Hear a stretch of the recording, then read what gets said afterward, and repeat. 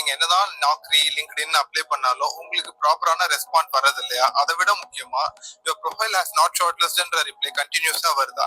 அப்ப காமனா நம்ம சில மிஸ்டேக்ஸ் பண்ணிட்டு இருக்கோம். அந்த மிஸ்டேக்ஸை எப்படி ஃபிக்ஸ் பண்றது, நம்மளுடைய ப்ரொஃபைல் வேல்யூவை எப்படி இன்க்ரீஸ் பண்றதுன்றத பத்தி இப்ப நான் சொல்ல போறேன். என்னதான் நம்மளோட ரெஸ்யூமேயோட அவுட்லுக், அதோடைய டிசைன், அதுக்குள்ள கொடுத்திருக்க கான்டென்ட் பக்காவா இருந்தாலும் அது எல்லாத்தையும் விட ரொம்ப முக்கியமான ஒரு விஷயம் இருக்கு. அது என்னன்னு கேட்டீங்கன்னா, நான் 10th 12th நோட் பண்ணிருக்கேன். கேட்ட ஒரு டீச்சர் கிட்ட என்னன்னா, 2 ஸ்டூடெண்ட்ஸ் எக்ஸாம் எழுதுவாங்க, அதாவது மாடல் எக்ஸாம் எழுதுறாங்க. அதுல வந்து 5 மார்க்.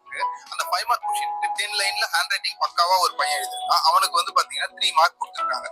ஒரு பையன் நார்மலா தான் எழுதிருக்கான், ஹேண்ட் ரைட்டிங் அந்த அளவுக்கு இல்ல, வெறும் 6 to 7 லைன் தான். ஆனா அவனுக்கு வந்து பாத்தீங்கன்னா 4 to 4.5 மார்க் போட்டிருந்தாங்க. அப்ப ஏன் இப்படி இருக்கு அப்படின்னு கேக்குறப்போ அவங்க சொல்றது, எங்களுக்கு கொடுத்திருக்க கீவேர்ட் அதுல இருந்துச்சுன்னா தான் எங்களால மேக்சிமம் மார்க்கே கொடுக்க முடியும். அப்போ அதுல ஹேண்ட் ரைட்டிங் முக்கியம் இல்லையான்னு கேட்டீங்கன்னா, ஹேண்ட் ரைட்டிங் முக்கியம் தான், அதே மாதிரி அதோடைய லைன்ஸும் முக்கியம் தான். ஆனா அதை விட முக்கியம் கீவேர்ட்ஸ். இதேதான் ரெஸ்யூமேலயும் ஃபர்ஸ்ட் விஷயம் நோட் பண்ணிக்கோங்க. ரெஸ்யூமேல ATS ஃப்ரெண்ட்லி கீவேர்ட்ஸ் இருக்கான்றதுதான். ATSனா என்னன்னா, அப்ளிகேஷன் ட்ராக்கிங் சிஸ்டம் சொல்லுவாங்க. Most of the employers companies use பண்ற ஒரு இனிஷியல் பேசிக் டூல்னு சொல்லலாம்.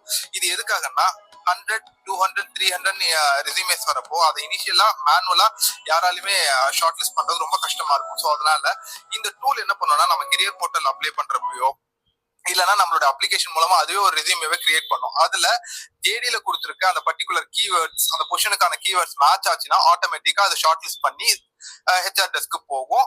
அப்புறம் ரிக்ரூட்டர்ஸ் வந்து கால் பண்ண ஆரம்பிப்பாங்க. ஆனா இனிஷியல் ஸ்டேஜஸ்லயே அந்த கீவேர்ட்ஸ் இல்லாதப்போ என்னதான் நம்ம வந்து பேராவா கொடுத்திருந்தாலும் அதை ஷார்ட் லிஸ்ட் பண்ணாது. இதேதான் நாக்ரிலையும் கூட. நாக்ரியை பொறுத்த வரைக்கும் வந்து பாத்தீங்கன்னா, அதுல பூலியன்ஸ் சொல்லுவாங்க, கீவேர்ட்ஸை போட்டு தான் சர்ச் பண்ணுவாங்க. அதுல அந்த சர்ச் என்ஜின்ல அவங்க கீவேர்ட்ஸ் போட்டு சர்ச் பண்றப்போ கீவேர்ட்ஸே இல்லாதப்போ என்ன ஆகும்னா, நம்மளோட ப்ரொஃபைல் டாப் லிஸ்ட்ல வராது. அதனால நமக்கு கண்டினியூஸா கால்ஸும் வராது. ஸோ இதுதான் ஃபர்ஸ்ட் ரீசன். ஸோ ஃபர்ஸ்ட் எதை ஃபிக்ஸ் பண்ணணும்னா, ATS ஃப்ரெண்ட்லி கீவேர்ட்ஸ். இதை எப்படி எடுக்கிறதுன்னு கேட்டீங்கன்னா, ஜஸ்ட் ChatGPTல போய் எனக்கு இவ்வளவு எக்ஸ்பீரியன்ஸ் இருக்கு, இந்த இண்டஸ்ட்ரி, இந்த பொசிஷன், இது ரெலவெண்டா இருக்க கீவேர்ட்ஸ் எல்லாத்தையும் கொடுன்னு கேட்டு அந்த கீவேர்ட்ஸை நம்மளோட ரெஸ்யூமேல அலைன் ஆகிற மாதிரி வச்சுக்கோங்க. இன்னொரு ட்ரிக்கும் சொல்ற, நோட் பண்ணிக்கோங்க. பட் இது ட்ரிக் தான், இது ஃபுல்லா ஹெல்ப் பண்ணாது. இது வந்து இனிஷியலா ஸ்கிரீனிங்ல பாஸ் ஆகிறதுக்கான ஒரு கிரைட்டீரியா. எனக்கு ChatGPT கொடுக்குற எல்லா கீவேர்ட்ஸையும் எடுத்து ரொம்ப ஷ்ரிங்க் பண்ணிட்டு அதோட ஃபாண்ட் சைஸை ஒரு 2 இல்ல 3ல வச்சுட்டு ரொம்ப ஷ்ரிங்க் பண்ணிட்டு உங்க ரெஸ்யூமேயோட எம்டி ஸ்பேஸ்ல அதை பேஸ்ட் பண்ணிட்டு அதை ஃபுல்லாவுமே வந்து ரெஸ்யூமேயோட அந்த ஒயிட் கலர்ல அந்த ஃபாண்டோட கலர் ஒயிட் கலர் கொடுத்துருங்க.